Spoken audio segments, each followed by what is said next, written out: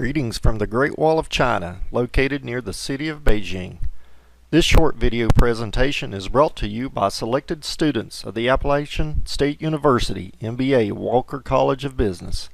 Our specific team is participating in the MBA program through a satellite campus located in Hickory, North Carolina. As part of our program of studies, we traveled to China to experience and gain knowledge in understanding the political and cultural barriers of establishing and operating a business in a foreign country. Our adventure took us to the cities of Beijing, Nanjing, and finally Hong Kong.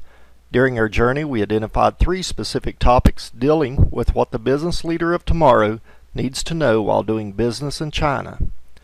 The first topic will be on the subject of social etiquette, specifically with food and drink customs, and it will be presented by Joe Elko.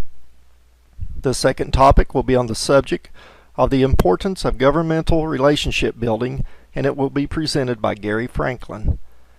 Our last topic will be on the subject of performance management in a manufacturing environment, and it will be presented by Libor Chek. I am Ted Manuel, and we hope you enjoy our presentation. There are some interesting differences in Chinese culture when it comes to food and drink that you should know before trying to do business in China. First off, remember that Chinese culture is somewhere around 2,500 years old, and you can quickly impress your host if you just show a little interest and respect. I also have some important information about protocol at the formal banquet, so listen up.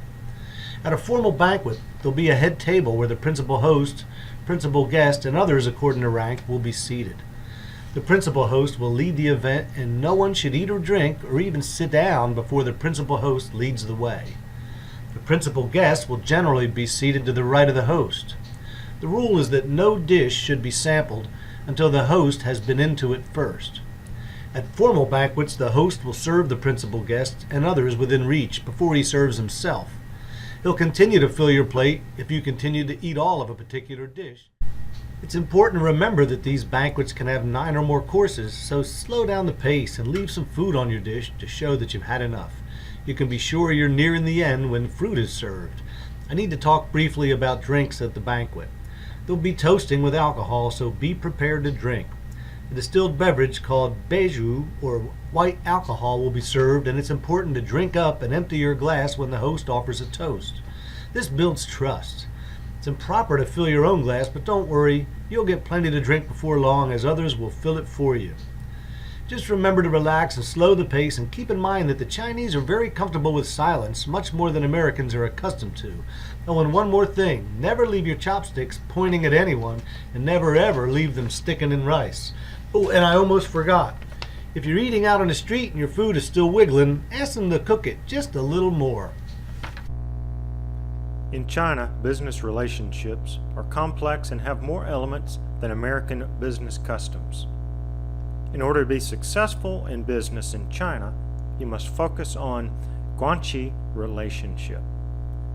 Government involvement is the main factor that adds complexity to doing business.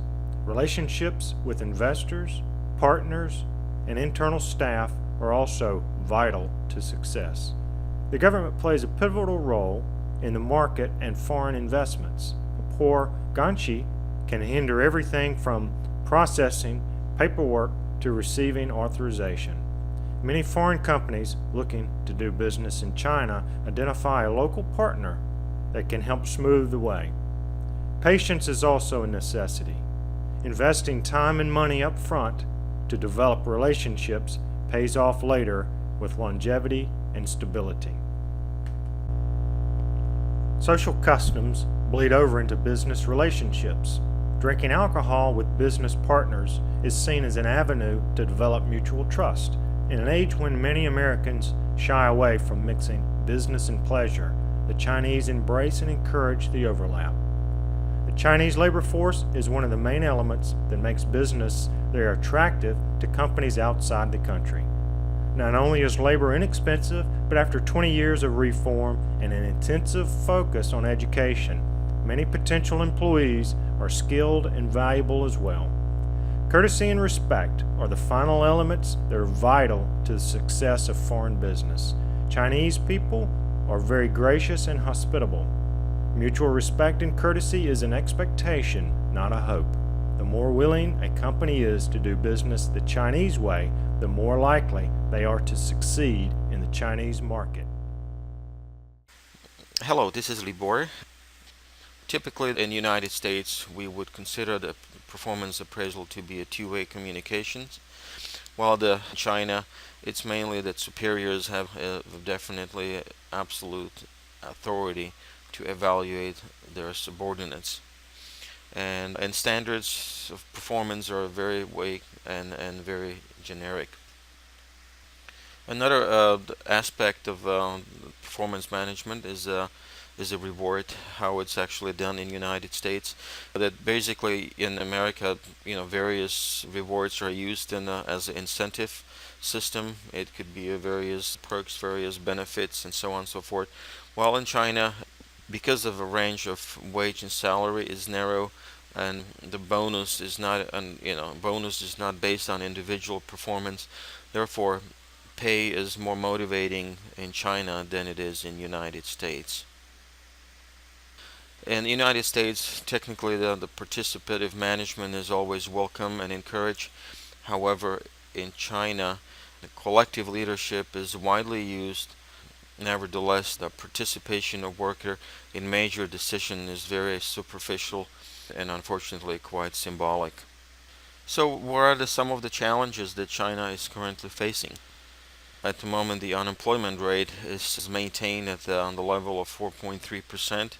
It has been approximately 4.3% since the middle of 2009. The average work week in China, it's 56 hours a week, which turns out to roughly 10 to 12 hours a day. And 6 days a week, it's not very uncommon.